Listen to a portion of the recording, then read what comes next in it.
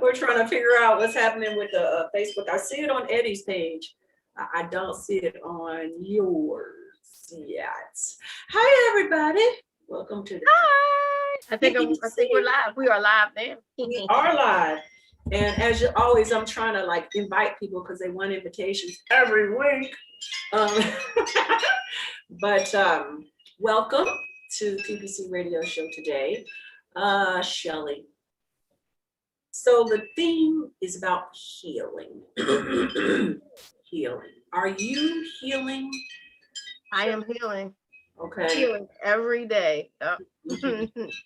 I'm Yeah. in the process. I didn't, sometimes we think we're good. I thought I was good, but I realized no, I wasn't. I was holding on to so much stuff. And I'm in the process of healing. Yes. Yeah. I am too. I think that's a lifelong pursuit. You know what I mean? At least it's definitely a lifelong pursuit because we're dealing with crap from the moment we're born.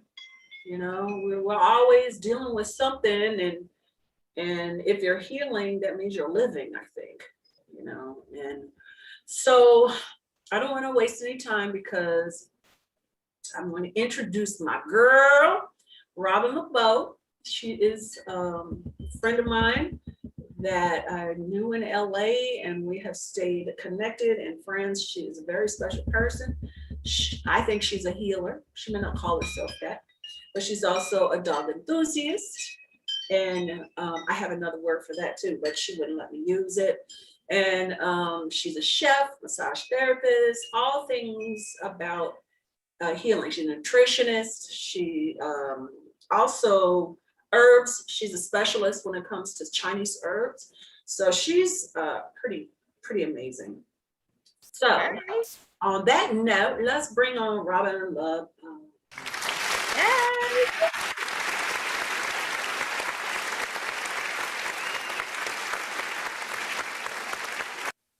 Hey, you're on mute, love. Unmute. There you go. Everybody. So this is Robin, my funky friend. Look at her. So I love Robin because just maybe 6 months ago, she had hair down to her tailbone. Really? Yes, Yes. she had dreadlocks down to her booty.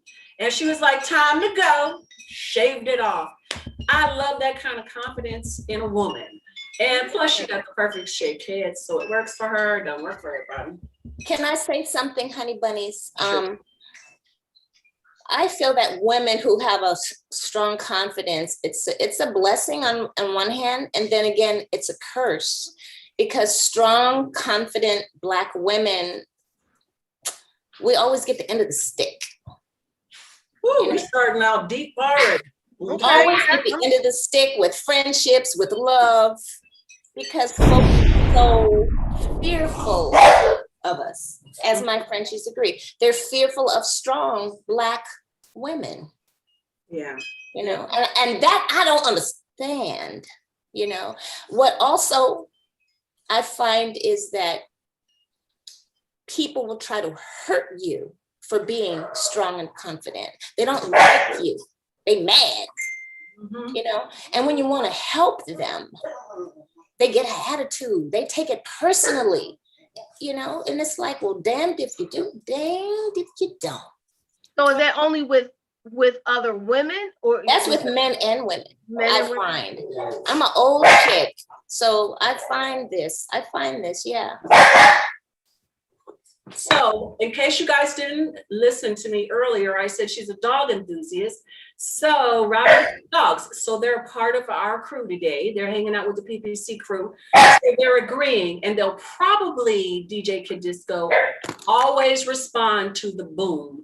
So maybe we can find another way to agree. Maybe applause. Yeah, I kind of caught that one. Yeah, they're that affects their eardrums or something. So anyway, well, yes, you are a strong woman, and we might as well go there. You know, I think that oftentimes strength, it's been taught that women are supposed to be submissive, women are supposed to be quiet, women are supposed to follow let the man be the head, et cetera, et cetera.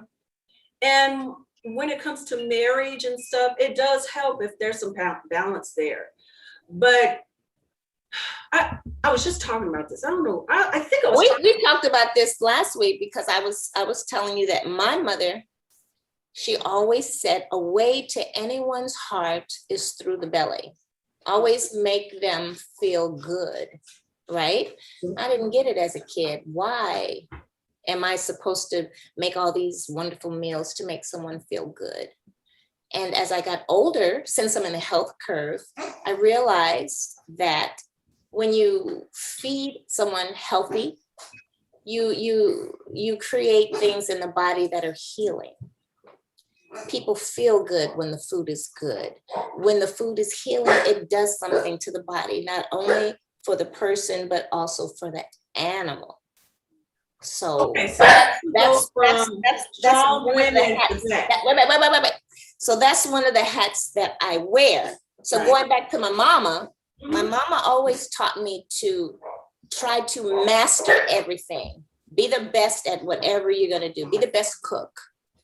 Be the best friend. Be the best lover. Be the best. Try to be the best at whatever you touch. So that's always, been in the back of my head. So when I go out and be the best cook, the best everything, and when I interact or meet men, it kind of turns them off because they want someone they can save. Someone that's needy, someone that's not smart. But is that because maybe it's that's who you're attracting? Because No, girl. no, It's not about what I'm attracting, because I meet all kinds of men from all facets of life, because you walk and you live in a world and you're always interacting with people. Okay. So I deal with a lot of people because of the type of businesses that I do, So I'm not one, and I've never been one to look for something. It's that it's whatever is coming, whatever's open, right? So the first thing that a man or a woman will notice about anyone is they're always attracted to the look, how you're looking. They're not attracted to what's behind the look, right? Mhm. So I would always I love the way your hair looks, or I love the way your hair looks. And I'm like, well, why don't you like the way I speak? A lot of people didn't like the way I spoke because they said it was quote unquote white girl type. And I'm like, well, I'm from Compton. This is how I speak. What do you mean, white girl? So I was teased about that growing up. I mean, crazy. No. So how did you become confident if you're teased? I mean, because normally it's Mama just instilled that into me. She instilled confidence. She told me that if you don't have a penny in your pocket, hold your head up and walk like you do. So I did. So it didn't, we were very poor, and I was confident being poor, meaning I wasn't sad about it because of my upbringing. And that's another story. But I was taught to be confident in what we were given. This is a conversation. We all talking. So does that make sense? Yeah, makes sense. But I wasn't happy in my condition. Yeah, I think that this is just my perspective, but it seems like when people are feeling less than, when they're not completely confident themselves, and they witness someone that is confident, it turns them off, and it has nothing to do with you or myself or Shelly or whoever. It has everything to do with that reflection, and they don't like what they see in you because it's not what they have inside them. But we don't get that until we've lived or path or purpose until, well, I didn't get that until I got older. Because my thing was, what's wrong? Why aren't you accepting me? Why are you tripping? You know, as I went to a high school reunion, and one of the girls said, well, Robin, you were always in your own little world. I'm like, well, no, I wasn't in my own little world. I was always tripping about what was wrong with y'all, because you guys looked at me weird. Yeah. Well, you are different. You know, you say what you think at all times, and people are not one. It's because of my upbringing. I know. There's nothing wrong with it. I'm just saying that the issues don't have nothing to do with you. They got to do. Oh yeah. I see that now as I'm older. Yeah. And as a kid, I was the same way. I nobody talked to me. By the time I was in 7th, 8th grade, I started making friends, and then I moved to Indiana. Yvette Chitwood, Dewana Chitwood. I can remember by name, Michael Ray, Dirk Etchison, the only friends I had in high school, because there were so few. And I thought it was because they didn't like me because I was of my skin, because I was different, because of my mother being white, but it was this brimming light in me that was offensive to some people because it made them feel less than, you know what I mean? And it's so sad because everybody got the same light. Everybody has it. Yeah. And I think women tend to be harder than men when it comes, at least, what do you think, Shelly? What's your experience with that? No, I actually had a harder time with men when I was growing up. It was more of the men being mean to me. I can really cry in my eyes thinking about all the men that were mean. The women were okay, but it was the boys. It was really the boys.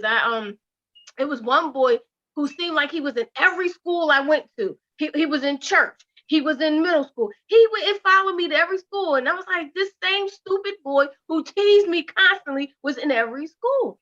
So then when he got to high school, he was a little nicer. But then I used to tell my cousin, listen, this is what he does to me. So she was beautiful. Not saying that I'm not, but she was like one of the ones everybody wanted. So she got him back for me because these boys were really mean to me. So it wasn't the women. I love women. The women are very nice to me. But men, Yeah, I see you were bullied. You were bullied by men because of the way you looked. And we were bullied by women because of the way we looked. Yeah. And I had to fight both. I had to fight men too. You know, I had to fight men because they thought it was their right to put their hands on me. Touch you, right? To touch me. They thought that they had the right to do that because I was a female and they were a male, and they were stronger, so they could touch me in any inappropriate, unasked for, uninvited way, and they did. Whereas women said, you think you're too good because your hair look like that. You think you're too good, and so they would try to fight me just because whatever they thought, you know. And I always had self-esteem issues. I didn't think my teeth were jacked up. My hair took forever to grow because I was doing the wrong things too. We talked about that. All this stuff, I felt less than. I was lighter than everybody. I wanted to be darker skin. I wanted all these things, and everybody, you know, didn't know that because it took a long time for me to get to know people, for them to know me. And part of that was me, and part of that was them. But that, I think what the theme is healing. It's about, you know, as you grow older and start understanding things from a perspective, you can start to heal. So Robin, I know from our conversation on the podcast, one of your ways, first you said the number one way that you started healing was you're turning to Jesus for you. Your grandmother suggested that you turn to Jesus and he would accept you and love you no matter what, no matter whatever was happening. But before that, I was beating people up, learning martial arts, becoming black belts, and just crushing everything that, you know. But then after I could, you know, that's not nice How old were Flesh and you bone. when you started turning to, your spiritual life with Jesus? How old were you? Because you said that fighting and becoming a black belt, so that means you were a little older. How old were you when you started finding a different direction for your for your healing? When I got into the dog business, life is a journey. As we all know, everyone has a different path. And my path was very dysfunctional. So the things that helped me heal, everything began with a seed. My grandma gave me a seed. I didn't know what the seed was. I didn't know what Jesus was. But, grandma was into it. I didn't understand Jesus or the spiritual side of Jesus until later on in my life. I discovered religion. I didn't like religion. Religion is crappy. It's too rigorous. It has too much do's and don'ts. And that's not what Jesus is about. He's a spiritual being, and we got to worship him in spirit and in truth. So I didn't get that until I started having problems with my mama and my brother. My brother beat my mother and he killed her. So she died in my arms, and my brother's serving a life sentence in jail. So that turned me to the spiritual side. I mean, with a boom, because at that time I was searching for something, I knew Jesus, I had the seed, but I didn't know what to do with the seed. So then I fell into, and I wanted to do my animals more and more and more. And I was dealing with my mama at the same time, and my brother always taking care of people like what you would do, Cinda. Shelly, my mother, I'm getting emotional now. My mama was that type of mama, because I'm from 5 generations of incest and rape in the family. Not only in the family, but it went from generation to generation. So 5 generations of this. So it becomes normal. But it wasn't normal for me, because I always had an issue with it. So my mother came from the same thing. She had 2 kids. My mother loved more kid than the other kid. She idolized the son. She gave my brother everything. My mother never even said, I love you. So my whole life, I went through, Mama, why didn't you ever love me? Always angry at the fact that she gave my brother more favoritism. But I never hated my mama. I still wanted her approval on things, but I never got it. So in order for me to feel good, I had to go along to get along. That's what I had to do. Otherwise, I feel I would have been some other type of person. So that's that seed grandma gave me. You know what I'm saying? I had that choice to, okay, what am I going to do with what grandma said?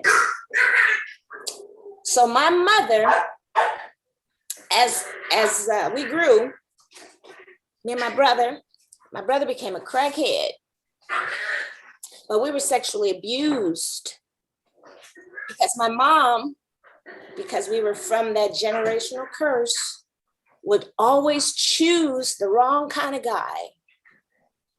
The mother, my mama chose, and her mother, they got with pedophiles. Not just any pedophile, but the worst of the worst. My stepfather was bisexual, a drug addict, a pedophile. and other things. And he would get with women with children and systematically break them down and destroy them. So I remember us moving from neighborhood to neighborhood. I didn't get, why are we moving? Because daddy done something bad and we had to escape. Because he was doing it in the home too, to us, me and my brother. So my brother was crazy, bat crazy.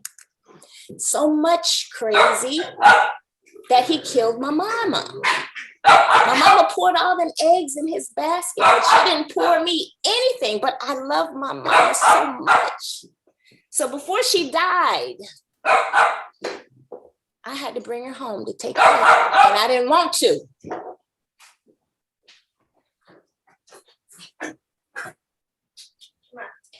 Putting the puppies outside. I think she went to go put the puppies outside, everybody. Them puppies were saying, hey, talk to me, Yeah. talk to me, puppy. Come on, talk to me. So I didn't want to. Now, this was just like maybe 3 years ago, okay? I didn't want to bring my mama home, but I did. I brought her home. She was dying. My brother beat her so bad. So I brought her home and I said, hey, mama, can I ask you a question? Why is it you never loved me? I mean, you gave my brother everything. Everything, mama. But you gave me nothing. So I'm here with you as you're dying, and I still get nothing. I feel, mama. My mama looked up at me and said, I'm sorry. I'm sorry. When I looked at you as a baby, I saw such a strength, such a light, and I knew you'd be okay. When I looked at my son, he was fractured from birth, and I knew he would be a failure his whole life. So I put all my eggs in his basket. Was it right to do? No.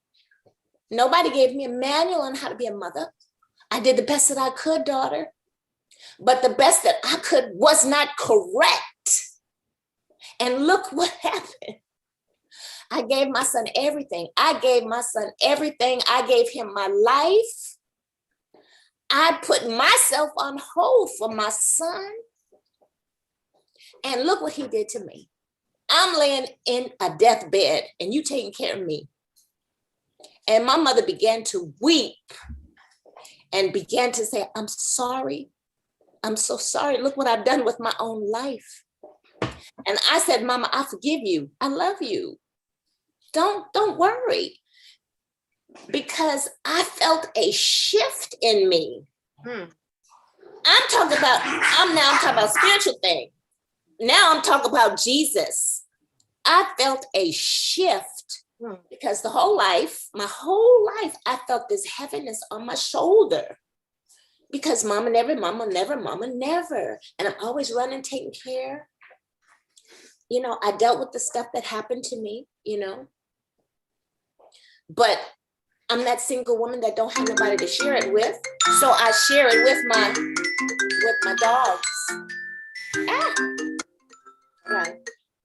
Share it with your dogs. On that note, I'm gonna say we're gonna go to break now, because when we come back, I think we should really get into how the dogs, what happened there, and everybody can turn off their phone sounds too. Okay. So we'll come back in 3.5 minutes. Everybody, please come back. And thank you for joining us. Y'all got me all emotional and stuff and crying. I'm sorry. I know I know you had to stop in the middle. I know. I felt the spirit coming out. Like, wait a minute.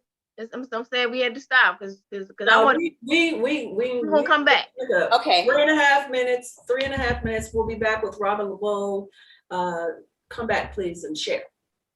Thank you. It's the PPC Radio Show, hosted by Cinda Williams and co-hosted by Shelly Williams. Music by All Night Long. DJ Joe Storm on the Grown Folks Radio. Grown Folks Radio. WGFB FM Radio. So are you ready? Yeah. How it used to be. Something for everyone. 24/7, 365. After these messages, we'll be right back.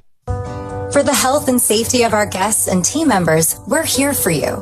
That means frequently deep cleaning our stores and wiping down carts and baskets after each use, reserving dedicated shopping hours for our most vulnerable guests, providing masks and gloves to our team members, and offering contactless shopping options through the Target app, like Drive Up and same-day delivery.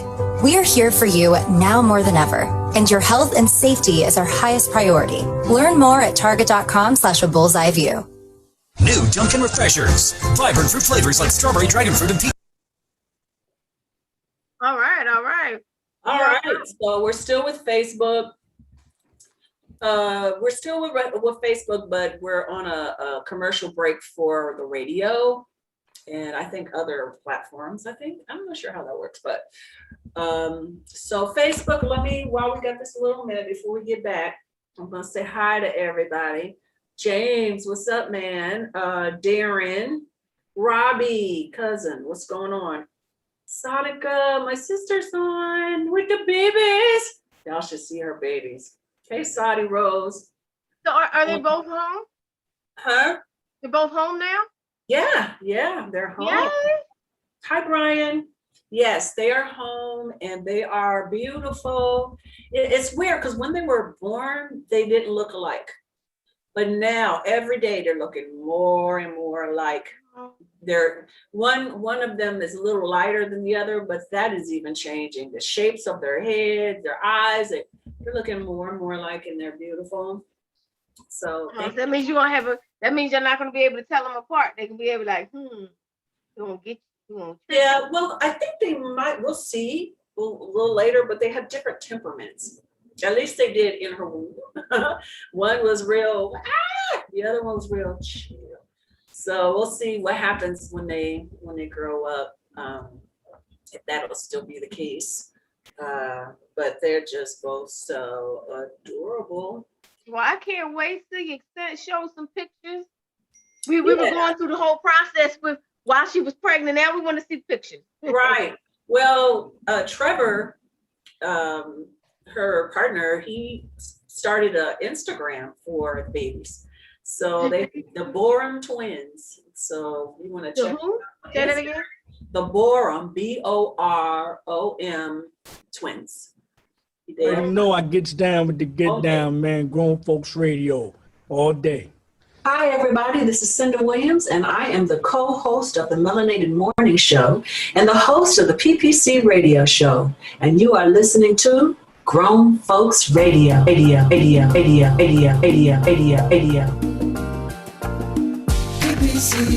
PPC, PPC, yeah. PPC, PPC, CPC, yeah. Join me so we can grow together. Conversation, get that healing. Let them know what they're missing. Share with your best friend. Tell them come hear this, yeah. Don't you dare miss your blessings. Powerful lessons, true confessions, yeah. PPC, yeah. A powerful tool for you.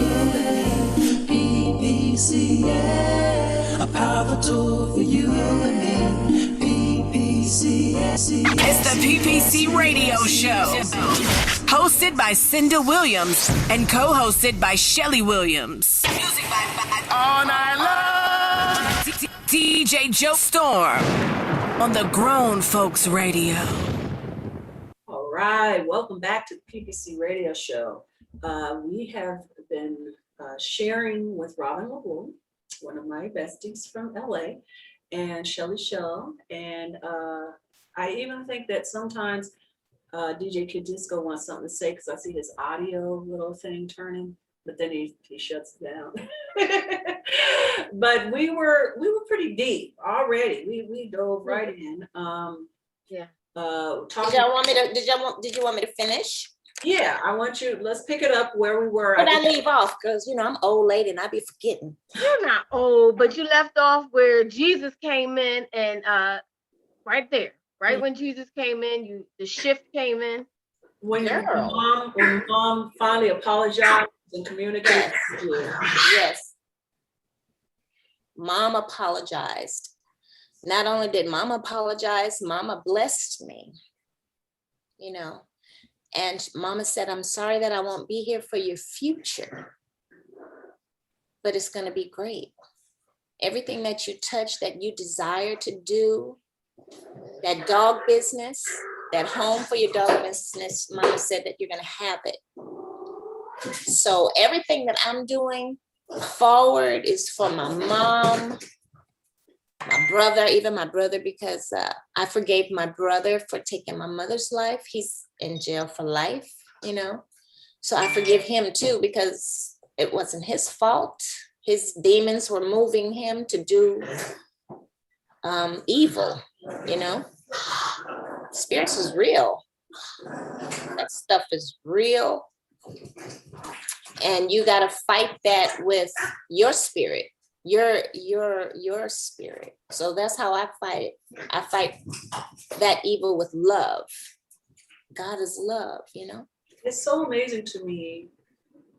Almost every woman that I talk to has had like craziness happen to them. I mean, I know men go through things, they just don't talk about it as much.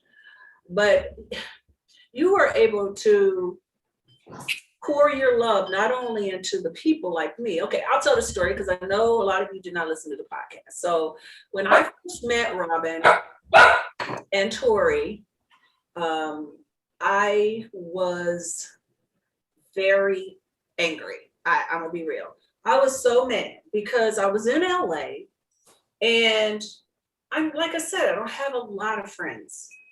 But I had my brother, my sister-in-law, who's my sister, and her kids. I had my cousin Anissa. I had my cousin Diane. I had friends, and they were family friends, but they were friends, and I felt safe. Everybody moved.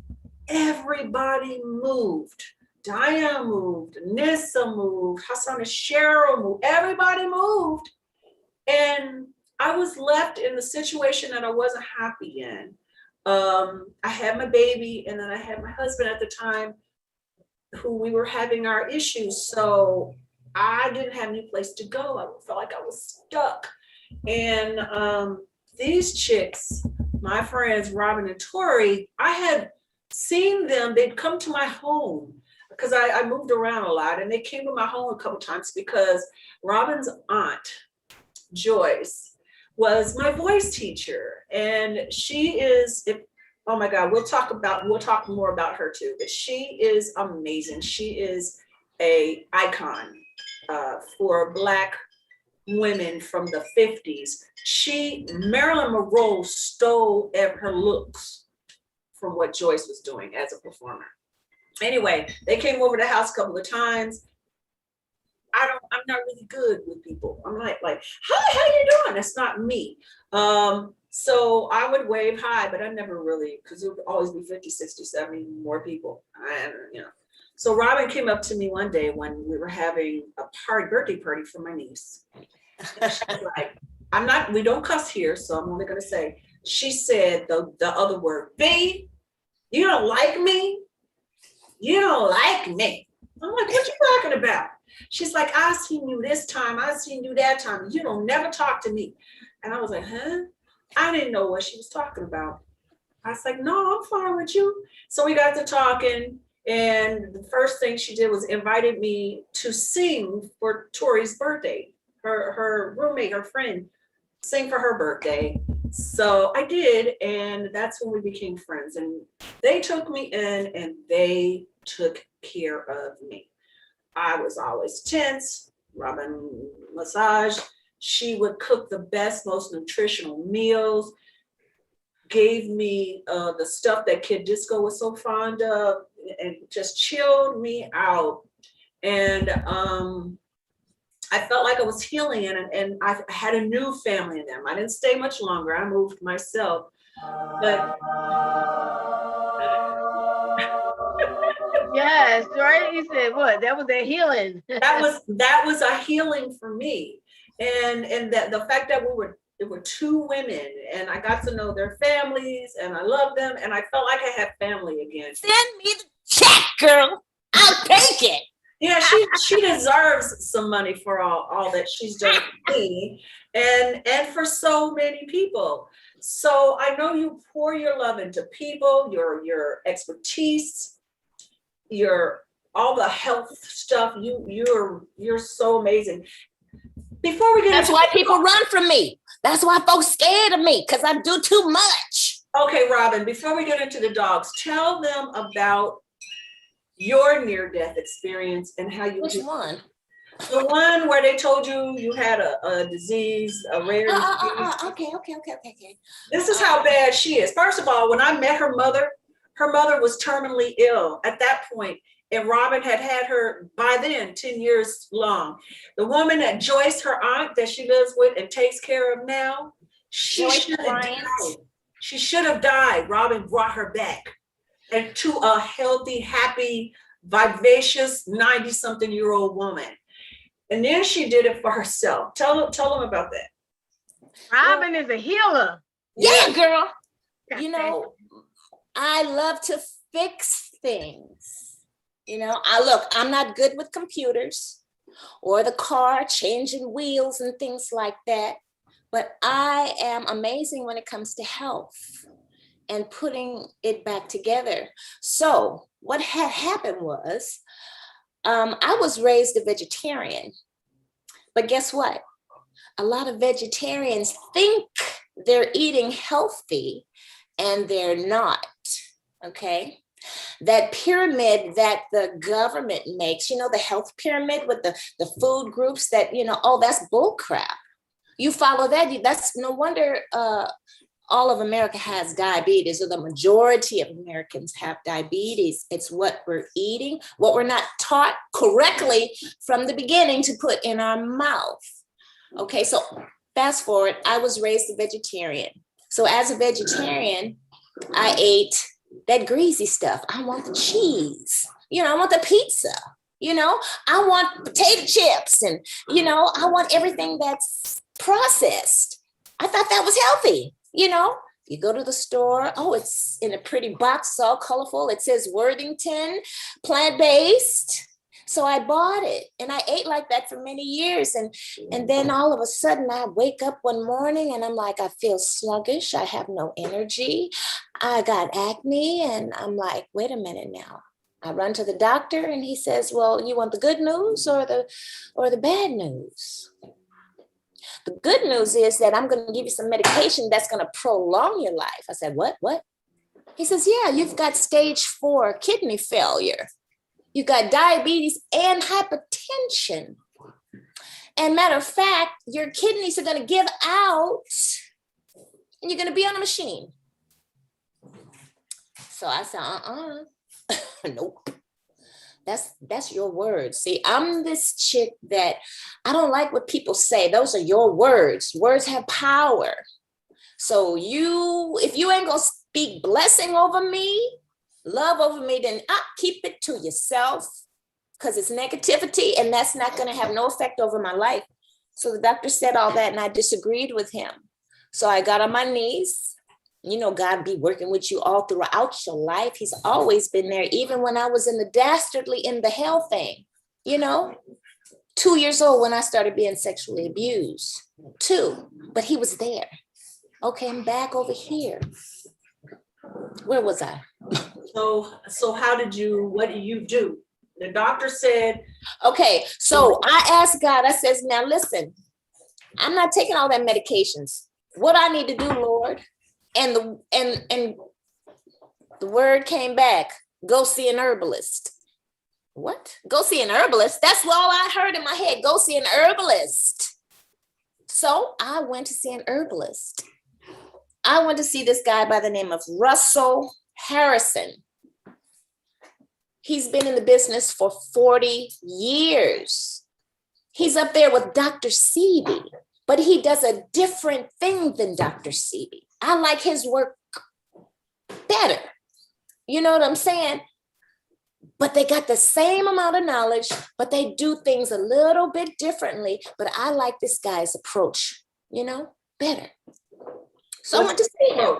His approach is herbal, it's just different. You have different brands of things you prefer. I just like this brand of herbalist. You know what I'm saying? Mhm. So I went to see him.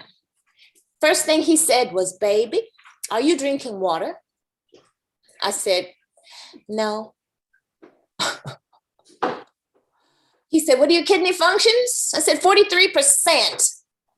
So he went in the back and made some herbal tonics. And he says, "This is what I want you to do. I want you to go back to Kaiser. I want you to drink a gallon of water a day, take these herbals, come back in 3 days and let's talk." I said, "Okay." I did that. Went back to my doctor. They ran that test again. My functions went from 43% to 71%. What? What you tell me, doctor, that my kidneys wouldn't be normal? What? No. So I went back to that herbalist and I said, "What I need to do, man?" So he says, "Baby, you need to change your diet." What? Well, I'm eating healthy. No, that's not healthy. I'm going to show you healthy. So I went raw. He took me on a journey. I went raw for 40 days. He gave me these herbal tonics to pull out poisons in different parts of my body, from my brain to my eyes, to my heart, to my lungs. Everywhere in my body, my blood. I went hardcore for 40 days. But at the end of 30 days, my functions were 100%. What? 100%. No diabetes, no hypertension. I said, "Wait a minute." I thought I was good, girl. So about a year later, I tried to go back to the way I was eating. And slowly, I wasn't feeling right. I started feeling crappy. I said, "Okay, I know what I got to do." So for me, it works well to be on a very holistic diet, especially at my age. I'm 58 in January. Okay. So it works for me.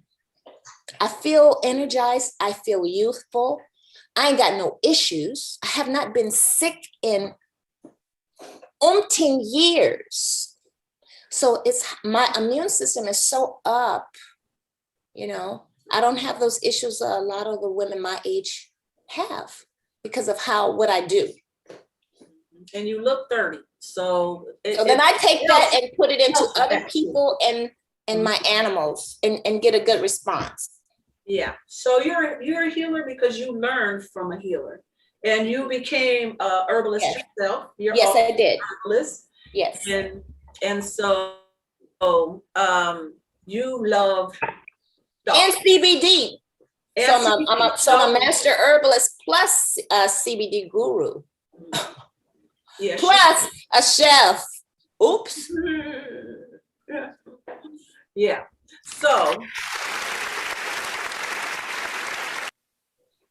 Okay, grown folks. Okay. So the dogs. Tell us how that happened. Well, I've always been a dog person, cat person, animal person, always. I've been playing with animals for over 35 years. It's just before my mother passed away, we talked and I said, "You know what? I want to do a business with this, And I was asking her, "Should I? What do you think?" Because I didn't want to do it, because I've heard horror stories about people trying to start businesses and, how they fail, and I'm doing it by myself. So my mother motivated me and pushed me. Plus, I'm that type of chick. I'm a go-getter and I like to prove things wrong, So my mother was the catalyst that motivated me and pushed me to go ahead and do it, because right at that time, Cinda, I was doing my DBA and licensing and all of that for California Loves Frenchies. Okay, so I was telling this to my mom. I said, "Listen, Mama, I'm doing a business, and what I want to do is totally different, Mom, from what anybody in the whole entire world is doing. That's the kind of chick I am. I like to do things, Shelly, that nobody else is doing, So what I do with the dogs, I'm about health, okay? I believe in the original diet of the dog, which is raw meat, bones, and organs. Okay. This is what the dogs ate over 200 years ago. It's when it's when they commercialized and started selling processed foods that our animals became diabetic, mental, sickness. Okay. So my dog, French bulldogs, they have over 21 health issues. And I cannot just go buy a dog and spend anywhere from $6,000 to $200,000 for a dog and be satisfied with all the allergies, all the sickness, all the breathing problems, all the blood issues, and deal with that. I don't want to do that. There's a way that you don't have to deal with that. So what I do is I take all of the bad out of that Frenchie or bully, and I infuse it with health, starting with the parent to the grandparent. So imagine if I'm feeding you your original diet, meat, bones, and organs, which is healing to the body, starting with the grandparent, then to the parent. By the time I get to your baby, I've eliminated to toning down the majority of those issues that dog has. So now you have a perfect, viable, no issue dog. You started with Rottweilers, right? Rottweilers. I started with Rottweilers, French bulldogs, and now bullies. You know, you see the bullies, right? The small bullies with the crooked legs. Mm-hmm. Now, on one hand, a lot of people think, you know what, that's very appealing and look good. But then on the other hand, on the health aspect, which is why I jumped into the game, is to improve the health. Because when you have a bully that has crooked legs, imagine you're walking constantly and your body is your front legs are crooked. That's going to throw your spine off. Bullies are notorious for having bad spines. But now the gate is off because you've got these internal organ issues. You're going to have heart failure. You're going to have lung issue. You're going to have kidney failure because of you walking crooked. All that affects you. So this is why I jumped into the dog game, to bring the health aspect, because it ain't none in it. So let me ask you this. I'm sorry, Shelly. Questions are coming. If you got something to say, please say it. I just want to ask, just like we were talking about in the very beginning of the show, people don't like when you're different. Oh my God, they don't like it. They don't like it. Can you imagine? So tell me about your experience. What you're doing is pretty male dominated, white male dominated, right? The job you're doing, and you don't call it a breeder. You call yourself a dog enthusiast. Yes. So how are they with you? How are these, they're breeders. How are these breeders treating you? What's going on with that? Well, it's the same in the real world. Especially if you're a Black woman, you know, and you're coming along with knowledge, you know, men, they don't like that when you have something new to offer, especially a Black woman who bald and who's got energy. I'm hated. Women too. A lot of women don't like me. I can count on one hand how many breeders deal with me, and the rest of them don't like me. They call me names. They say, because you're changing the game. Well, how can I change the game? I just got in the game, but I want to change it. But you are changing it. If you're treating a dog that's notoriously sick and making them well, and that costs money. It's not cheap. Oh yes, it's not cheap at all. Feeding a dog this way, it's an inexpensive thought to feed a dog the way they should be fed naturally. My thing is art. For me, it's art. For me, I'm so crazy customer driven. I want you, the client, to have something that's like wow factor. So you can go, dang, that's bad. I love that. That brings me oof. It's not like I'm not making goo gobs of cash. I make enough because the feeding, oh my God, you know how much food is and it keeps going up. But I can't change that because I want you, the client, to have a healthy dog, and it begins at the beginning. What happens to the dogs when they go move with somebody that doesn't care as much as you? Oh, you don't get the dog unless you care as much as me. So you It's vet. Vetting them out. Yes, I vet them out. I get so many calls. People call me and say, hey, I would love one of your dogs. And then I says, well, let's have a talk. Well, either I don't have time to talk to you, well, or can you send me pictures? No, we don't have a conversation. I'm looking for the people who want a family member, because this is not a pet. These are my kids, these are my children. And the parent, I want the best for my kids. So my kids just don't go to anybody. You got to be able to, one, keep them on their diet, and two, be able to care for them and give them the life they deserve. Because if you can't afford a dog, then you don't need a dog, because this is a living soul that breathes and it deserves love. It don't need to be tied up, kicked up, laid in a cage and treated like a dog. Like a dog. Well, no, like a dog. No, You she's saying don't treat need that. them like children. Treat them like children that they are. Right? Yes. Listen, what does dog spell backward? Ooh. Hello. Mm-hmm. So if you're not, why don't they like you? If you're not even doesn't seem like you're really in competition with the other breeders. Why do you even have to deal with them? Because I'm different and I'm doing something they're not doing. And you know how men are. I didn't think about it first.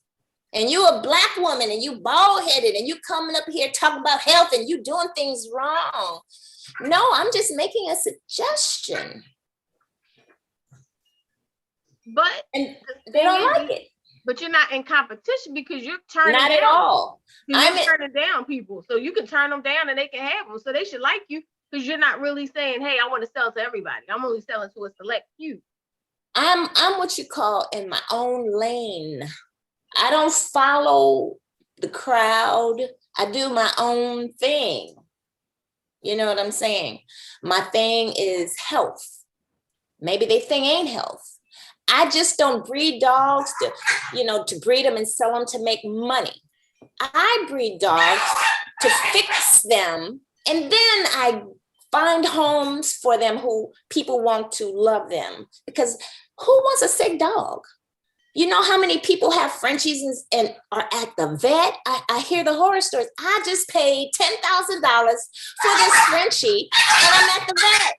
I have the itchies. My dog got the itchies. I just bought this dog. Now I'm here spending $400 a month on itch creams, ointments, shots every month for the dog, for the itches, when all the breeder has to do is feed correct. Day one, feed the appropriate diet, because guess what, people? If this dog has 21 health issues, right? And you giving it commercial processed food, what you think gonna happen? It's sick.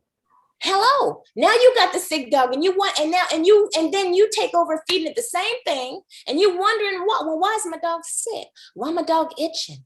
Why do I have to go to the and get that shot that costs $100 each and every month? That's $1,200 a month. Wow, you paid what?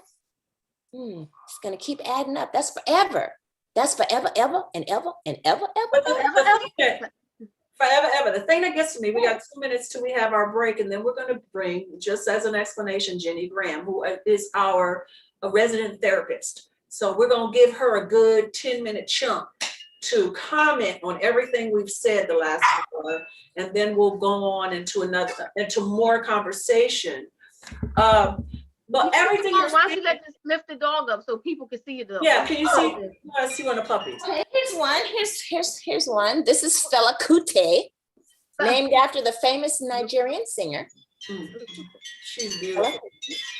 But I think everything that you're saying about the dog is the same thing for people. Yes, absolutely. Thing. Look what happened when I changed my diet. I had a healing. Mhm. Same with the Frenchie. But guess what? Some people don't want healing for their dog. That's what I'm thinking. No, I just think they don't look at a dog like a family member. They use a dog. Oh, what's this one's name? This is Teddy Pendergrass. Hey, Teddy. Teddy Pendergrass. That's right, baby. Teddy Pendergrass. He's 5 months old. Oh, he is so cute. Raw fed from birth. Look at that. Solid as a rock. Oh, Okay. she got vocals and everything. I heard that. I heard some vocals. That's the other thing. She's a guitar. I heard it. I was She like, got it whoa. all. She got it all. All right, we're gonna take a 3.5 minute break. If you're still with us, great. Come back, bring a friend, and we're gonna hear some of Jenny's gems. All right, 3.5 minutes. See you after. Before we do, ladies, hello. What? Real quick, give me 2 minutes. Can you give me 120 seconds? Okay. I just wanted to say some comments that are coming in on my social media Okay. in reference to what you ladies are talking about. Clifford Booker says, God bless your mama. Hey, Cliff. Sounds like Billy Porter's same issues, Paula says. Monica Rose says she sounds like Cheryl. Is that because of Cheryl? No, that's Robin. She knows Cheryl. Tori is Cheryl's cousin. So they all around each other a lot. Hey, Monty. I kind of figured that was pertinent. That's why I was repeating. Okay. Just wanted to. Okay. See you in 3.5 minutes. That part. Okay. I just wanted to make sure that you. The PPC Radio Show, hosted by Cinda Williams and co-hosted by Shelly Williams. Music by All Night Long. DJ Joe Storm on the Grown Folks Radio. Grown Folks Radio. WGFB-FM Radio. So are you ready? How it used to be. Something for everyone. 24/7, 365. After these messages, we'll be right back. For the health and safety of our guests and team members, we're here for you. That means frequently deep cleaning our stores. All right. Facebook, we are still here. While we're on the break. What's up, girl? Yeah. I want to hear your vocals. Look, all them vocals you had. I heard that. Amazing grace, how sweet the sound that saved a wretch like me.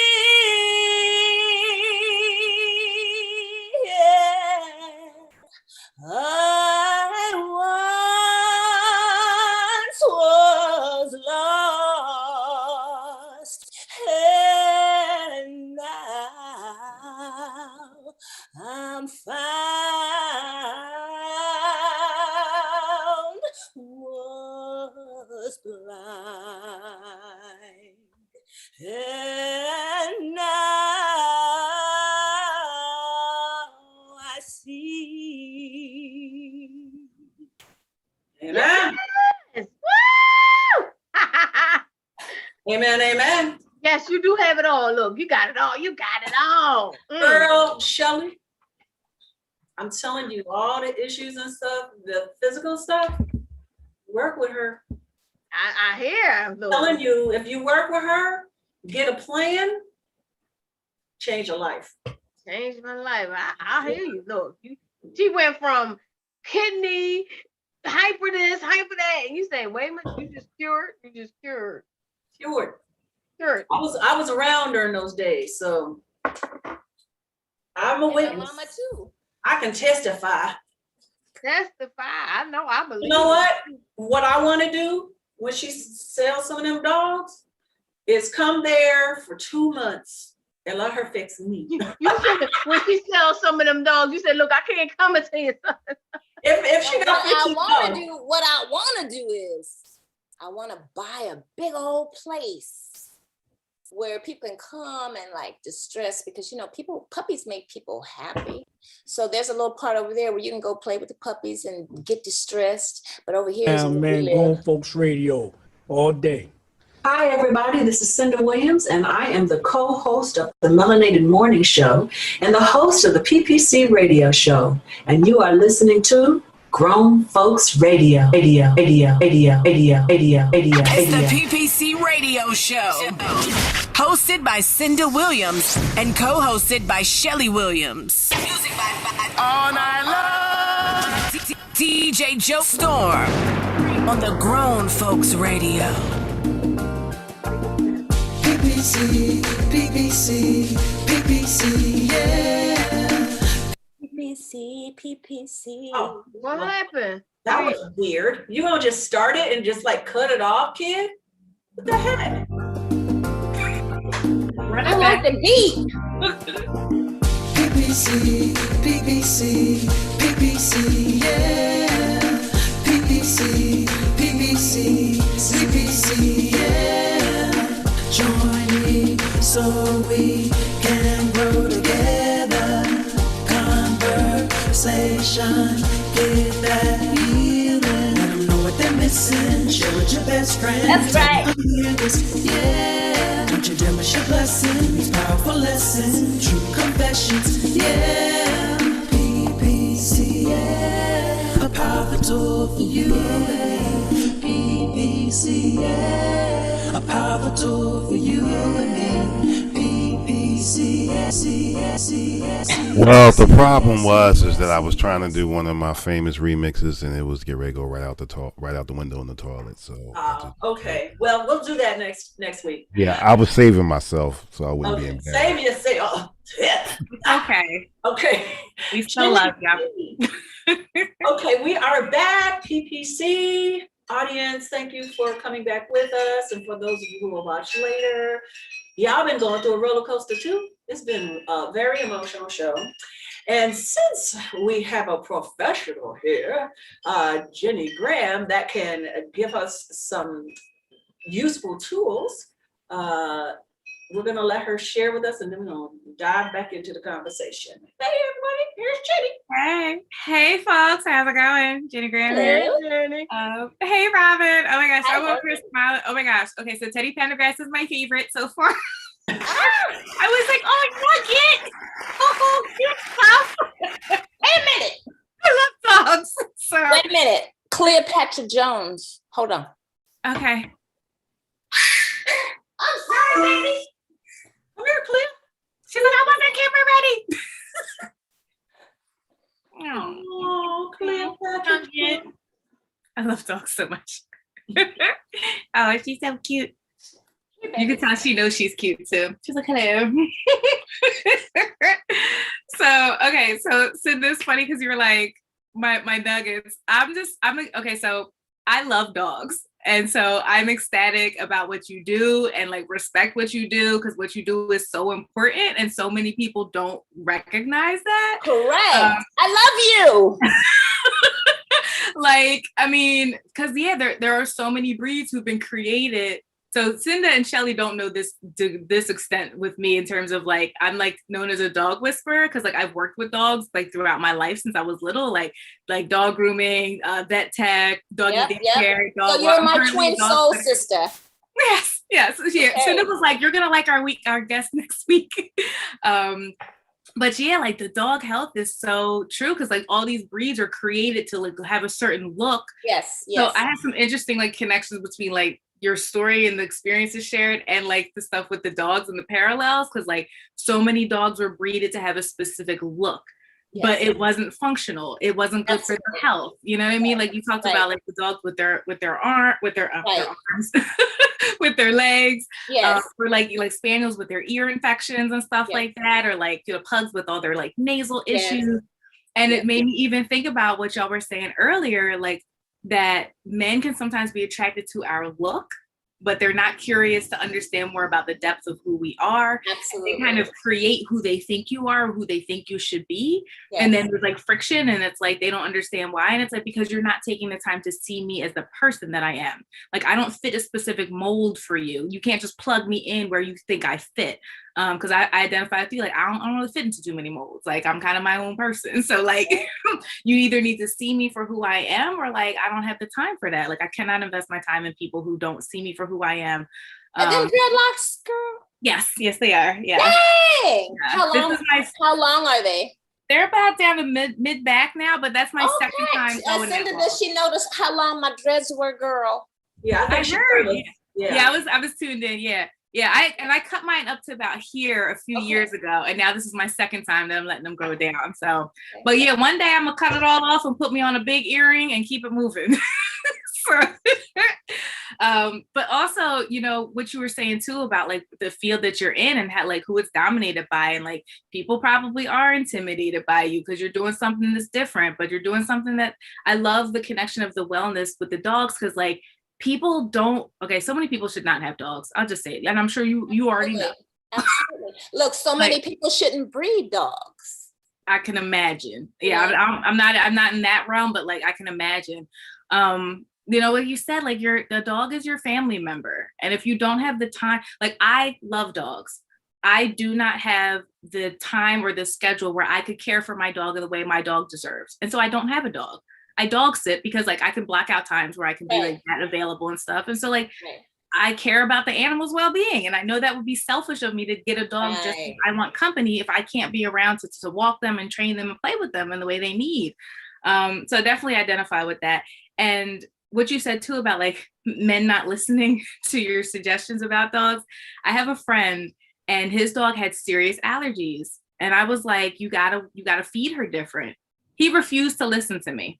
As if I had no experience with working with animals and like was going to the vet, was like you said, buying all these different creams and stuff. People don't understand how important a dog's diet is to their overall health, or like their teeth, like their dental hygiene. Absolutely. Like dogs can get heart disease and die because of the dental issues, and people don't know these things or don't do their research or don't realize. They're like this. Yeah. You're sleeping and they're yeah. Yeah.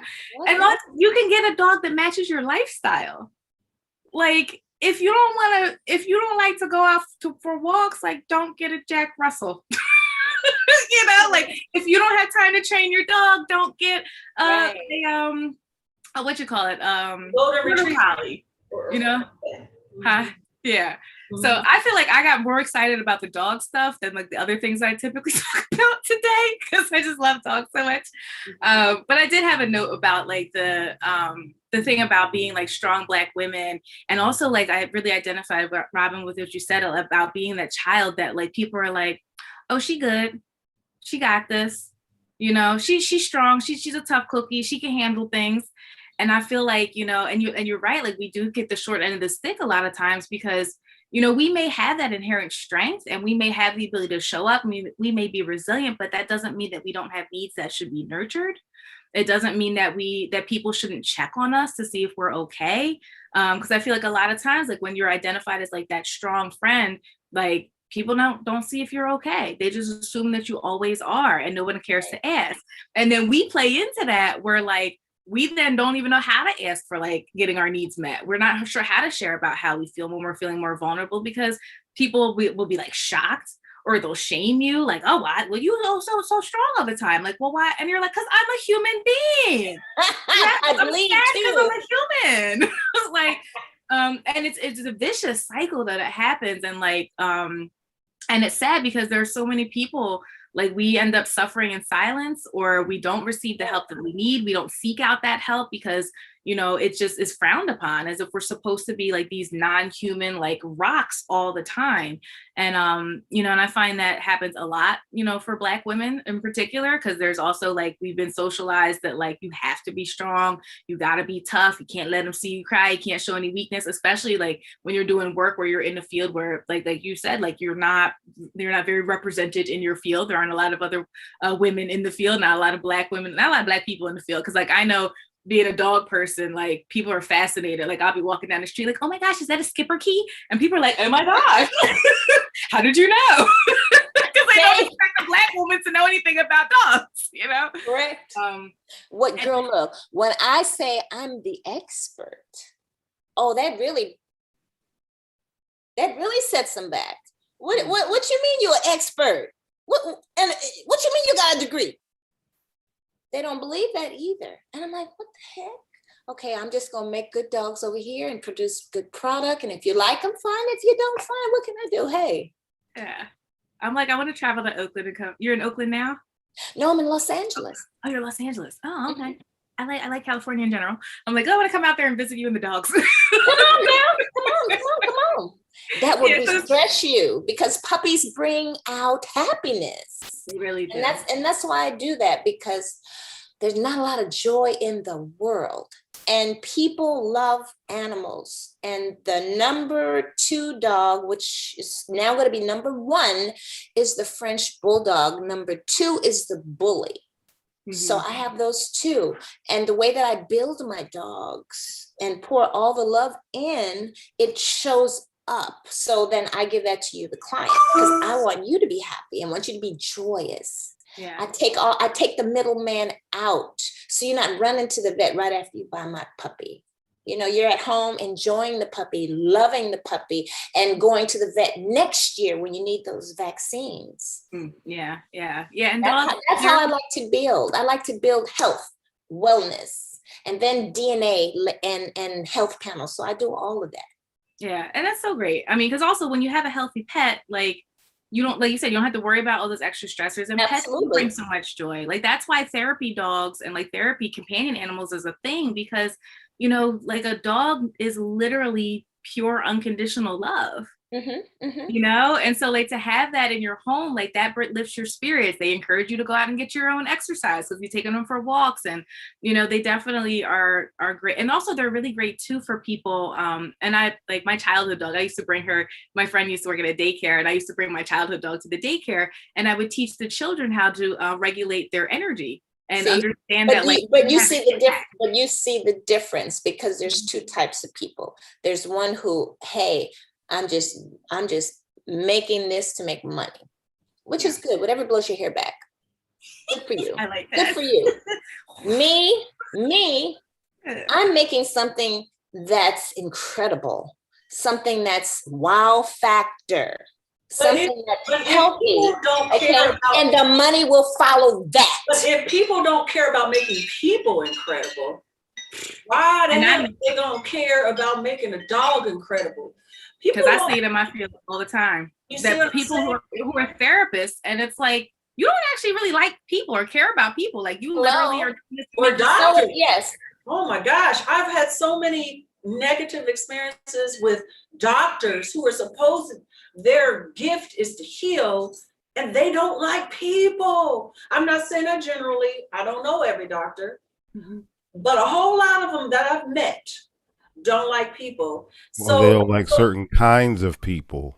Right. Well, not even, no. Like that dude that was mean with you, I bet you he's like that to white, black, yellow. They don't matter what. He wasn't. He was nice to the people before. No. Oh, really? It was that really was a racial thing. That was when that man walked in, that black man walked in. But I have met doctors, too many, that did not like people at all. And if you added the black to it, they really didn't like you. Now, I've also had some wonderful doctors that saved my life, you know. So there are obviously wonderful of everyone.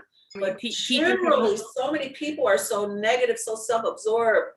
Yeah. And they're not trying to, even with their children, it's like, okay, let me send my TV, give them a phone, put them in front of TV and feed them some Pop-Tarts or something and let them go. No, they don't feed into their children, let alone their dogs, you know. So, you know, I feel like it's a general malaise, you know. People they don't care because they feel hopeless. And so they don't go the extra mile to make sure that they're feeding the love. You know what I mean? In all ways, not just emotionally, but physically, spiritually. You know, people are tired, and so they're not trying. That's why like all these people keep on killing folks. And do you think that people were born, like, think about what biblically, if everybody's in the Bible says we're despicably evil by nature, right?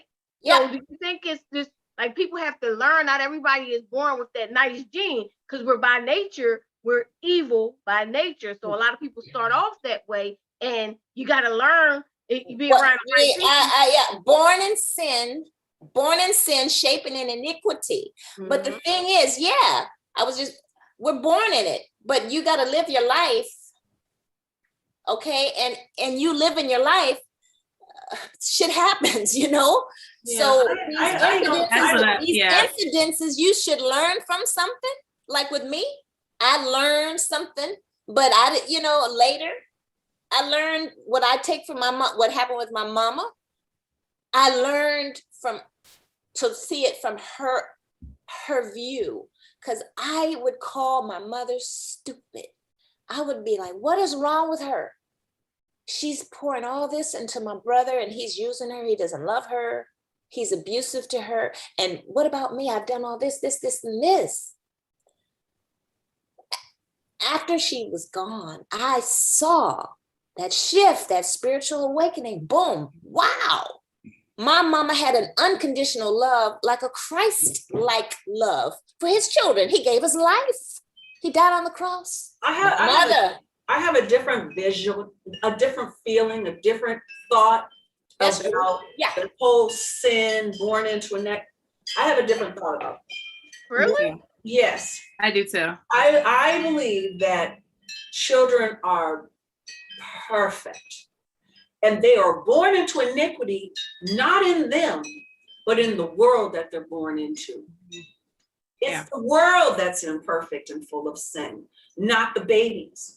And the babies come out, or the puppies or the kittens or whoever, they come out, and either they're treated to love, encouragement, blessings, and education and nurturing and all of this, or they're treated to abuse and neglect, and they're ignored and they're mistreated and they're sexually abused. And that's what happens. But that's what happens. But that's what happens. We're born into that. Yeah. Born in sin, shaping in iniquity. Exactly. That's my point. That's what I'm saying. I don't think a baby is born and gonna go out and commit murder. I think a baby is born. No, that's not what that verse is saying. It's not saying that. It's saying that we are all born in a bad situation, but that bad situation can be turned around. Yeah, I think it gets to the point of like, you know, because I agree, Cinda, like a child is innocent. They are pure love in human form. That's how they come into this world, and how they are treated, the things that happen to them can have an impact on them. I think what happens though is there's a point where we as especially as adults, we can get to a point where it's like, okay, all of these things have happened to me and I have been hurt by these things, and I have a choice about what I'm now going to do with them. How am I going to heal through this? What choices do I want to make moving forward? And I think that, like, honestly, that's like some of the most powerful strength a person can have, to be like, I've been hurt and I'm willing to like work through that stuff so that I can choose who I am versus reacting to my environment or reacting to the things that have happened to me in my life. And not all people make that choice. And sometimes people are unable to make that choice because of things that have happened to them.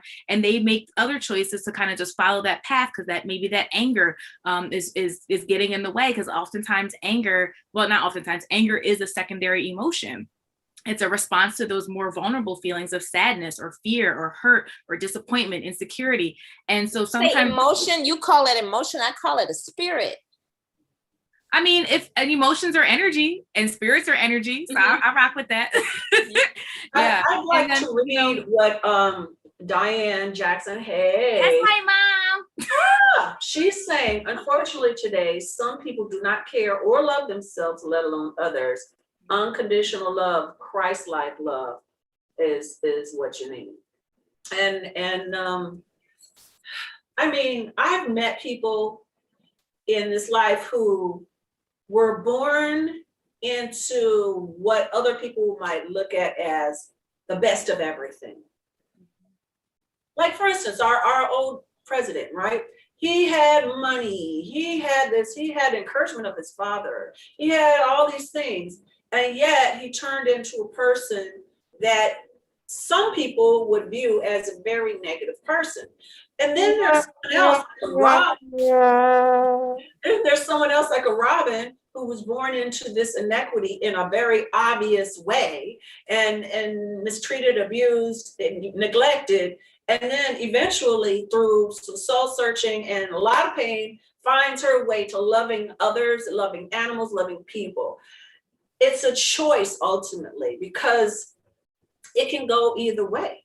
You know, some people, and people that have the excuse of, well, when I was a kid, but I know a Robin and I know a me, you know what I'm saying? I could have been a very different person, a Shelley, with all the stuff that you went through. You could have been mean, bitter. You could have been hateful towards people. Instead, you love everybody. That is a choice that you made. In spite of the inequities of the world, so you're not of the world. You know what I'm saying? And it can be a choice. You can decide today, after living a whole life full of bull crap, where you're mistreating others and hating yourself, right? You can live through that and decide today that life is over. It's a choice. It's a hard choice. It takes a long time to break a bad habit. And some people have a lot of them, but it's a choice that can be made. And I think that's, you know, the difference between some people like you ladies and then some others who just say, I'm like this, I'm gonna stay like this. Kids that blame their parents, well, I'm like this because of mom and daddy. I'm like this because of them. Yeah, I can understand that to a certain perspective. Yeah. But eventually you old enough and grown enough and know yourself enough to make decisions, and blaming mommy and daddy are not good enough reasons anymore. Yeah, you may have been impacted by things, and that is true and that is real. But like, yeah, when you're an adult, like you're a grown adult, you make your own choices. And I think too, what we're talking about too is like, puppers. I get so distracted. It's so funny. Like, I get so distracted by dogs. I could be in the middle of the most serious conversation, see a dog and be like, oh, cute stuff. Hey. That's my bully. Aww. So here's my one comment per show. Go for it, kid, this guy. Because my daughter just got finished telling me that, about 6 months ago. It's my fault that her relationships are horrible and don't work and all that kind of stuff because she's attracted to guys like me. I'm like, so did you just call me an a-hole and say I ruined your life as far as how old is she? She's 30. She'll be 30. Okay. That's why I was saying. That's why I was sharing the adult. Yeah, you're a grown woman. Like, really? I still think that sometimes it's influence. I know what you're saying that it's a choice, but sometimes if a person, like say if a person is in the bad part and they got the bad end of the stick, they went through this, but if they got around someone who was positive and they learned from them, then they can change. But what if the same person who was in the bad space and they became in their bad and they never get someone, and then maybe that's why they stay where they, I know it's a choice, I get it. But what if they never got around someone who could show them a different way? Someone that could never show them the positive way. Maybe you ever be around somebody who was so negative and you say, well, why don't you look at it this way? Yes, and guess what? They never change. Misery loves company. But people can change if yes, they can, but not that individual. Not that individual, because they love the misery. They love I think people they love there are men and women out there. I dealt with them who have that feeling of entitlement and you owe me. I'm like, there's a comfort though too. Like once controlling. Yeah, whatever. It's like the discomfort can get comfortable because that's what's familiar, you know? And like you're right, Shelly, in the sense that like usually we have to have some kind of example or some connection.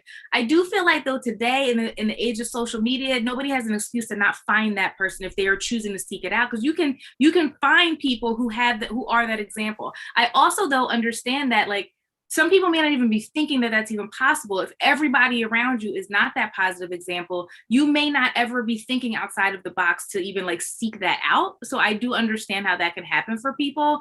What I was about to say earlier was that, you know, when it comes to like that choice, I think, and like what all of us here have done is kind of like getting to that place of like, I am choosing my power. Because like when we choose to like take accountability for our own actions, our own choices, that is a space of empowerment, you know? So it's like you either are going to be empowered and like go through your own healing journey, take actions in the ways that you need to for yourself to live out your authentic dreams, to be your most authentic self, or you will allow yourself to continue to be reactive and controlled by everybody and everything else in the world. And that takes strength to like take your power back. So I think that's what really we're talking about. When we're talking about that choice, is the difference between choosing to have your power back or people don't know how to take the power. Everybody else. There's people who do not know how to take the power. It's because it's a habit. Yeah. I mean, like for instance, me. Stay in it for I'm gonna use myself as an example. I was sexually abused as a child, right? Like so many people.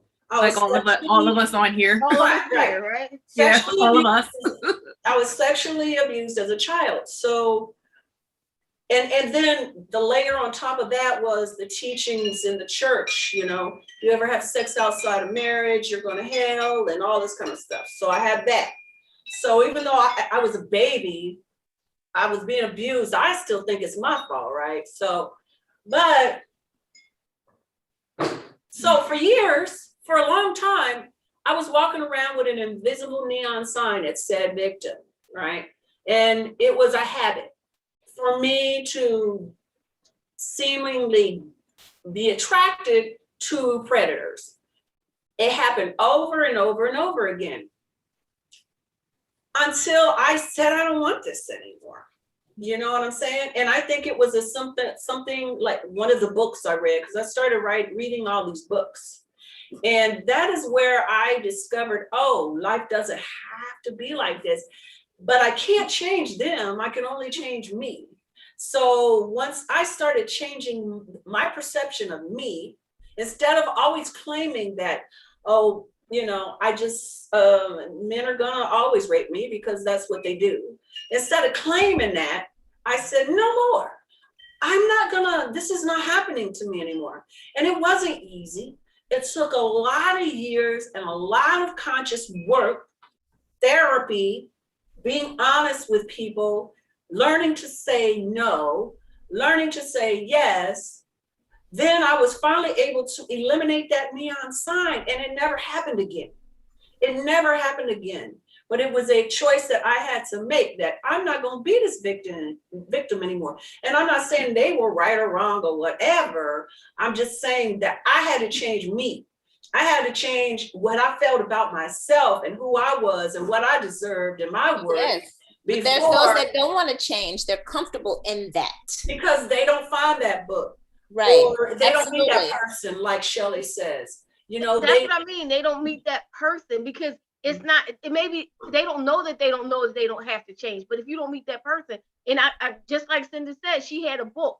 I was one of those people who didn't think that you should be kind to the men you're dating, like cook their food or even get their plate. I would refuse to be the one to get the plate. But until I mean, really, I refused.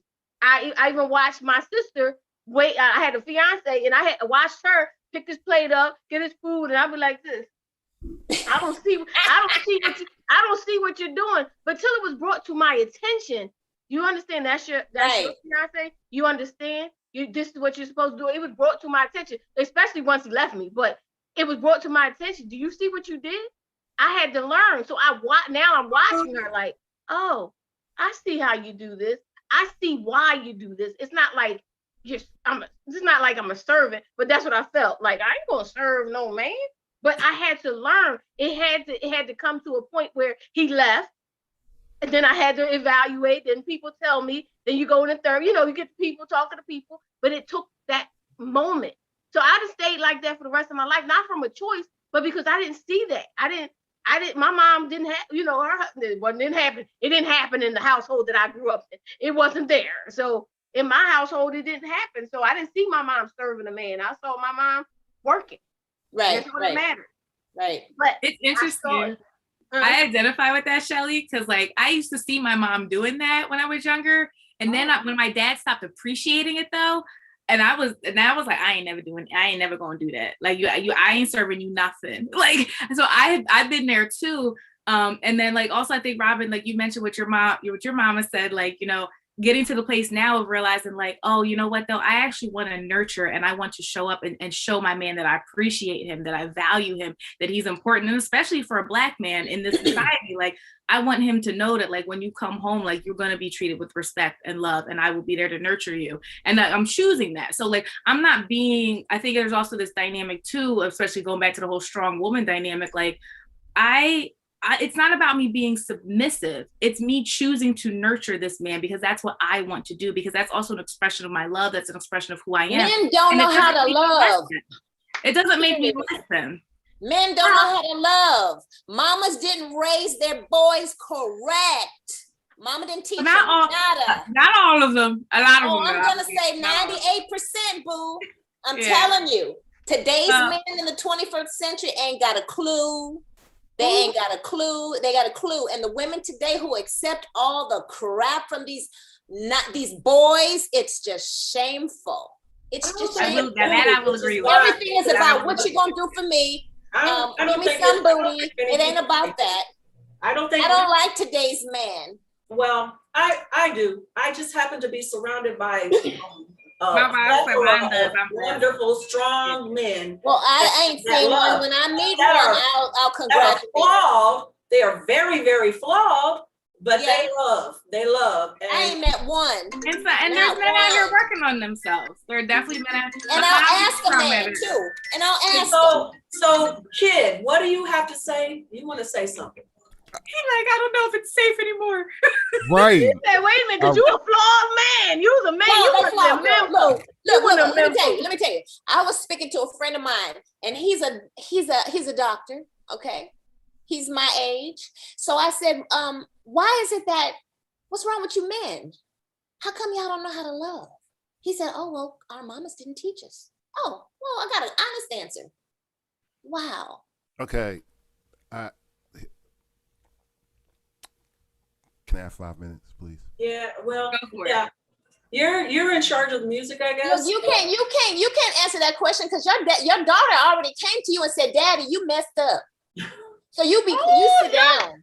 You sit down. Just go. You sit down. You one of them men folk. You one of them men folk. I can say without a shadow of a doubt that this man knows how to love. He's been my friend. All right. So of course. Let's do this. Uh-huh. We got all kinds of time because you're sitting with the boss. Okay, so let's do this. Okay. This is the third week in a row that I've heard a show that have turned into abuse. Yeah, speak up. Abuse to who? You mean like sexual abuse? Yeah. Oh, okay. Experiences of abuse. Yeah. Mm-hmm. And usually I'm quiet, but okay. Here's my assessment. Here's my gem. An abuser cannot be an abuser because just like any other scam, and that's what abuse is. It's a scam because the average abuser abuses the abusee, the abused, because the abuse actually at some time, most times, trusted that person. Family member. They were coached or whatever. They were exactly. It depends, honey, because I was 2 years old, and at 2 years old, you follow along. There's really no trust. Same difference. You followed along because you trust because that's all you knew.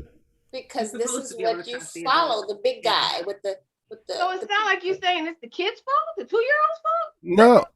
No, I didn't say I that. think it speaks to a predator's. It speaks to a predator's behaviors because a predator does. Yes, build I'm breaking trust. down the predator's They do build behavior. they do build a relationship with the people, either the person that they're going to victimize or the people around them. The predators will build those relationships, predators so are that they are not family. looked at as being a predator.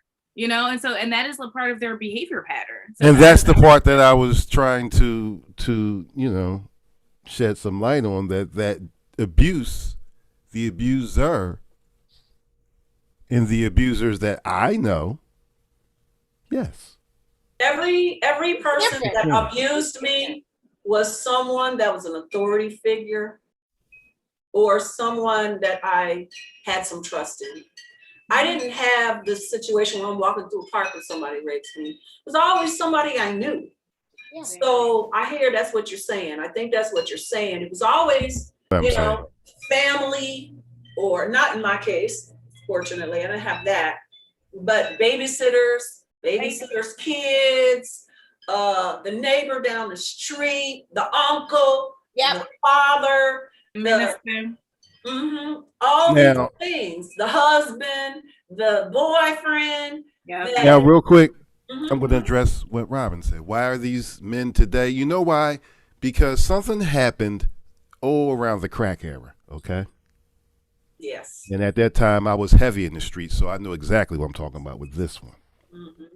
What happened was the little boys became the man of the house. That's first of all, because not only was he was watching his mama on crack, he was selling her or getting crack for his mama, and was sitting right there watching it being done, being cooked and sold and smoked at the dinner table. That's first of all. Second of all, you had these mothers that they actually used their sons as their men. And when the sons were out there in the street, and back in my day, prior to that, when they were fighting their own battles in the street, they were learning from boys, that song Boys to Men, that meant something. But then the moms decided they wanted to get into the mix of, don't touch my baby, and wouldn't let these boys grow to be men. Thirdly, and more importantly, you know where the fathers at that time were? They were either around the corner with somebody else's mama, in the crack house, in the penitentiary. So you put all these factors together. It goes farther back than that. It goes. It really does. Hold on. Absentee fathers have gone back to slavery. When they let us free, and while we were in slavery, they were teaching us these unscrupulous things and doing things to the boys and to the women and then the children, and it was heinous what they did in slavery. And they took here's it the thing. to now. We're talking about in the last 20 to 30 years, because all of these years we still had sex, drugs, and rock and roll, but we still had James Evans, if you understand what I mean by the analogy. One of the best TV fathers ever, in my opinion. I'm going to take this moment because my father passed away a year ago yesterday. And I'm celebrating him. And he was a great father. But one of the things that he told me was he was never nurtured. My grandmother was abused by family. So she got hard. She was super, super hard.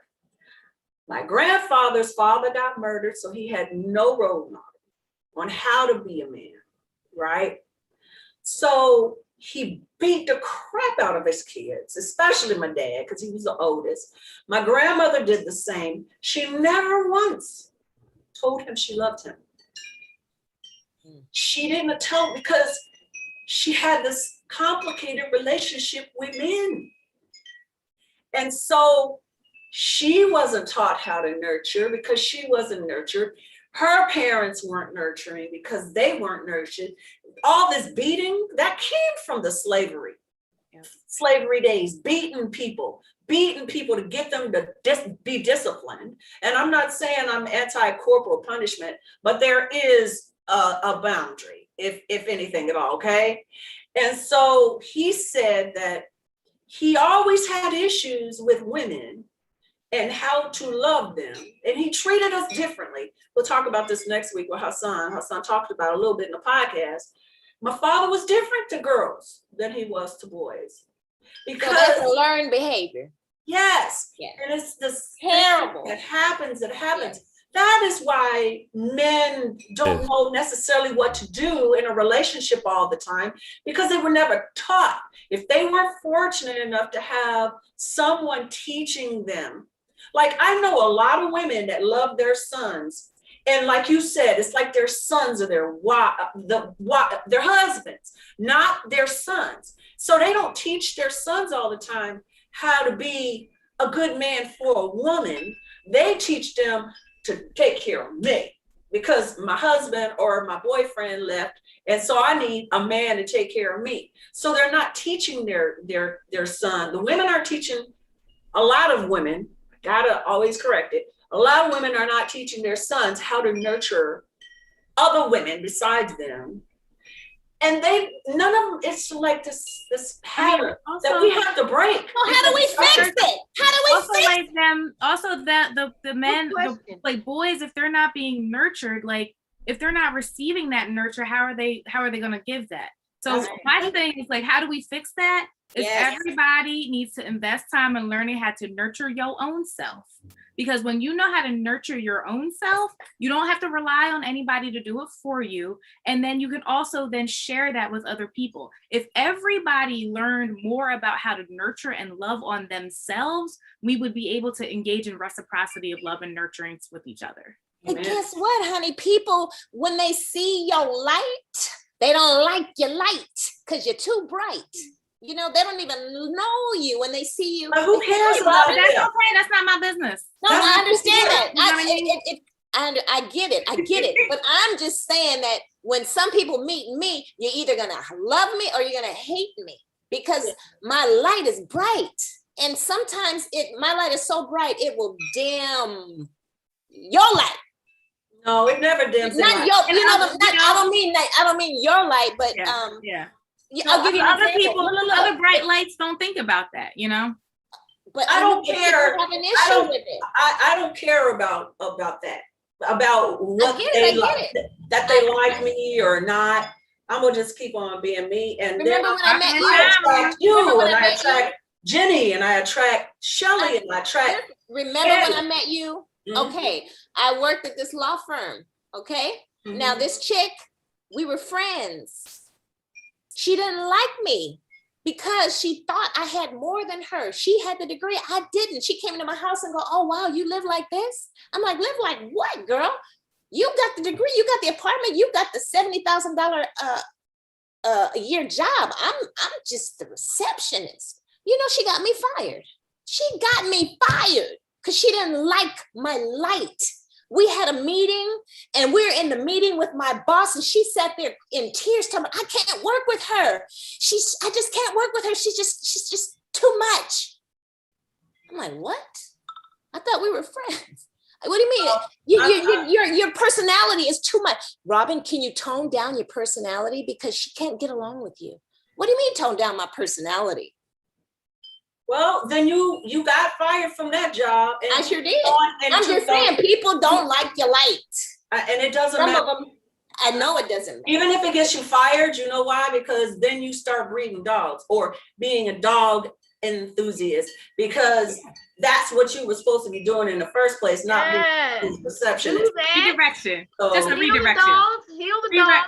Rerouting the process. rerouting it. I'm just giving Okay, an but I have example. to. I have to be the leader of the show because we are running out of time. We Okay. only It have. was fun. I had fun.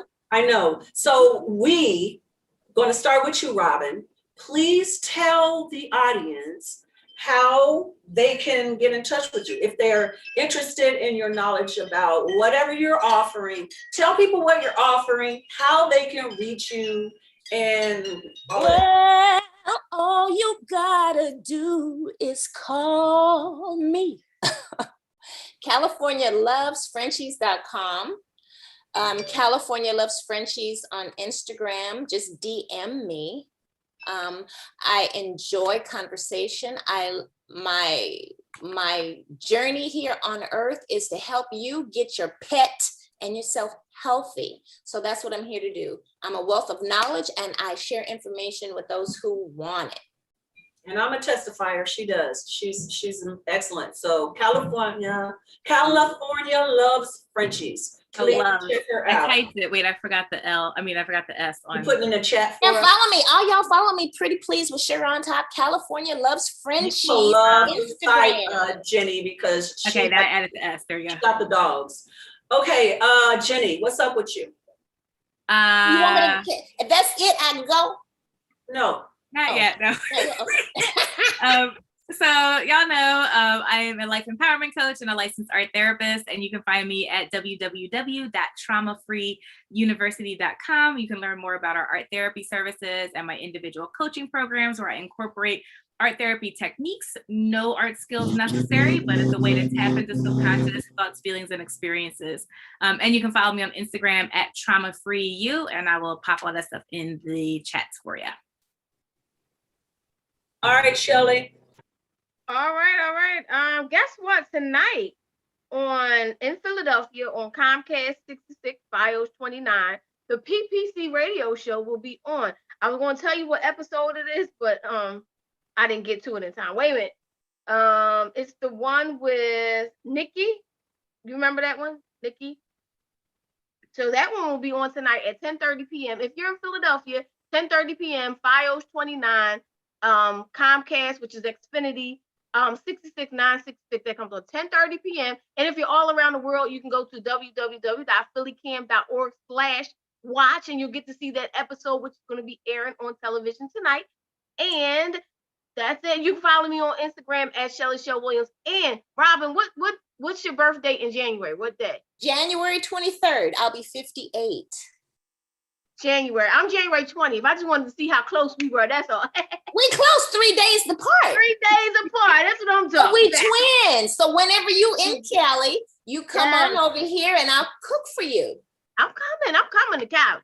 For real. I want to be healed too. I need to be do healed. that and take a Frenchie back. Bring one back for me. Bring one back for me.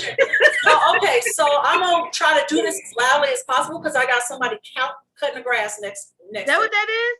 Yeah, it's a lawnmower. Oh, they just moved away. Okay, cool. So, few things. Melanated Morning Show tomorrow. Join DJ Kid Disco and I from 10 to 12 Eastern. Monday night, we got a Melanated After Dark. Shelly. Yes. Please But wait a minute. Tomorrow, Girly over there is going to be, because. Well, that's right. But can you do that one? Can I get my stuff out? Because I need to use bathrooms. So I'm just trying to get my stuff out. Okay, I'm sorry. Here's a cup right here. I have water. I need to go to the bathroom. So yeah, Monday, Melanated After Dark. We are going to be talking about sex. No self-care this time. Straight up partner sex. Whatever comes up. It's a 2-hour show from 8 to 10 Eastern. Please join us. Wait, no, that's not this Man Monday. don't know how to do it. Monday. That's the second Monday. The first Man Monday, don't know how to do it. It's like quick, No, fast. the first Monday is the 7th. The second Monday is the 14th. So join us on the 14th. Oh, shoot. Okay. All right. Well, good. 14th. 14th. And then you. Yeah. We'll follow up in the chats, everyone. Okay. Follow. I had fun. The 14th will be Melanated After Dark. Talk about sex, baby. And then we have my podcast Friday is my brother. My brother is going to come on representing fathers because he knows how to love. And he's going to talk about that. Friday's podcast, Charles Hassan Williams. And then he will join us next week with Craig and Hassan and Eddie's going to come on because it'll be our Father's Day PPC, the Wednesday before Father's Day.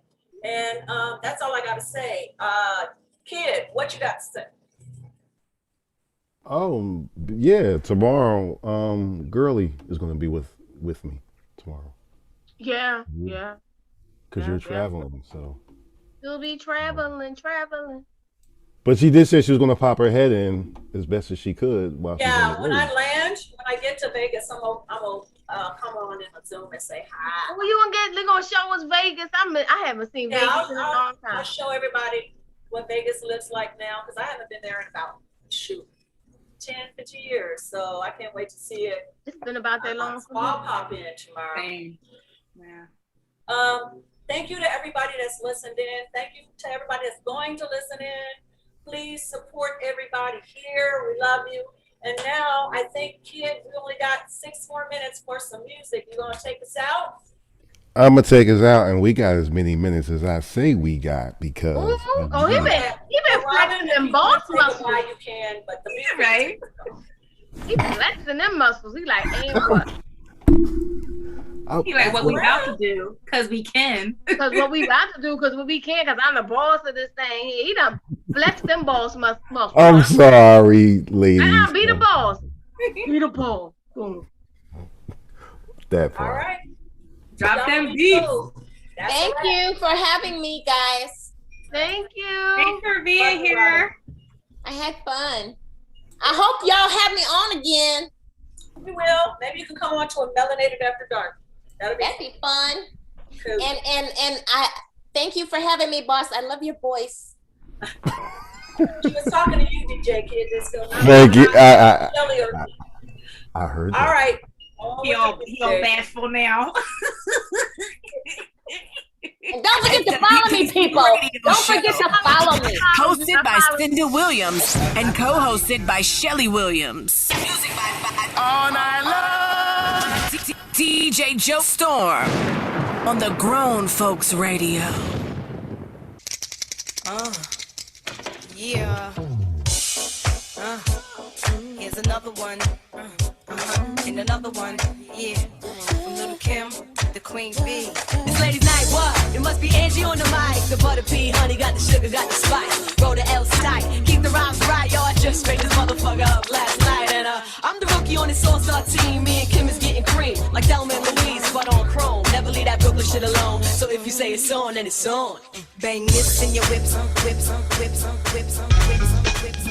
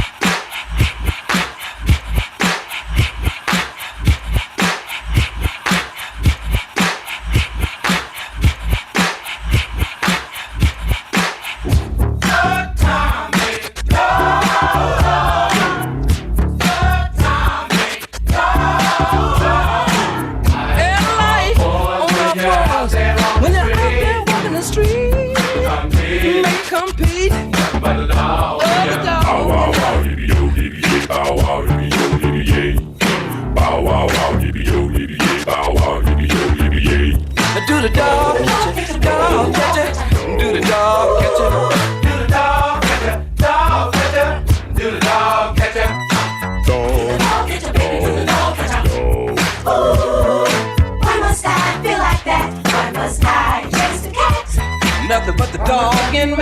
Why must I chase the cat?